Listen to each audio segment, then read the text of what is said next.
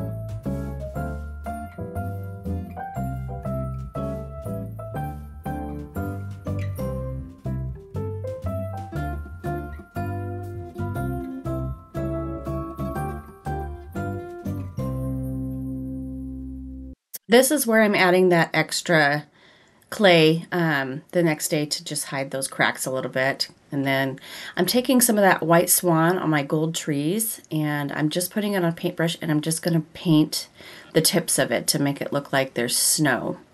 And then I did this on all of the trees, and at the very end when I was done with the houses, I looked at the trees and I'm like, I just want a little bit more chunky snow on there. So I did end up going back with the mixture that I had previously for my white Christmas tree in the last video that I did. It was some of the white swan paint mixed in with some salt wash to give it texture. So I just put that on the paintbrush and it gave a lot more texture to the white and looked more like there was some snow piles sitting on the branches there. And I think it made it look more effective. So this is an 18 karat gold leafing pen that I bought at Hobby Lobby, and it just really makes this step a lot easier. You can use a paintbrush and gold paint if you want, but I just find this that it just makes it go quicker, easier, and it looks really good. You do have to kind of keep pumping it to get the the metallic paint to come down in there, but that's okay. And I think the pen cost $5.99 plus tax, so definitely well worth the investment for the time that I'm saving to do all these little tiny details.